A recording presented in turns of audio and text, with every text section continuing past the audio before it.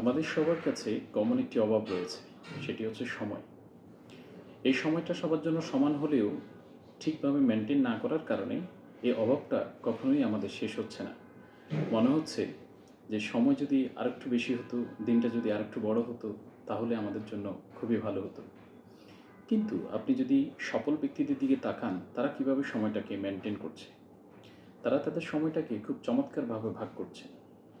তারা ৪টি ভাগে ভাগ করে দিনের কাজটা শেষ করেন, যার ফলে সময় যেমন অফুরন্ত থাকে, কাজগুলো খুব দারুণভাবে শেষ হয়। আপনি সময়টাকে ৪ ভাগে যদি ভাগ করতে পারেন, তাহলে আপনিও সেই সফল মানুষদের কাতারে শামিল হতে পারবেন। প্রথমত হচ্ছে আপনার কাজগুলোকে আপনি যে ৪টা ভাগে ভাগ করবেন, নাম্বার 1 হচ্ছে ইমার্জেন্সি, দেন ইম্পর্ট্যান্ট, দেন জেনারেল, দেন হচ্ছে অর্ডিনারি।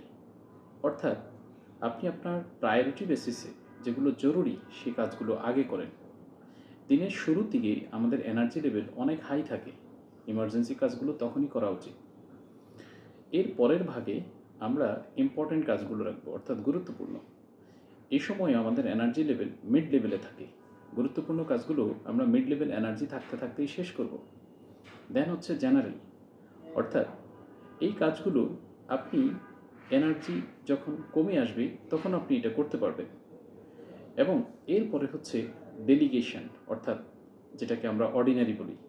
যেই কাজটা আপনার উপস্থিতি ছাড়াও হবে, অন্য কাউকে দিয়ে করানো যাবে, সেই কাজটা আপনি ডেলিগেট করে দিবেন, অর্থাৎ অন্যকে দিয়ে করিয়ে নেবেন।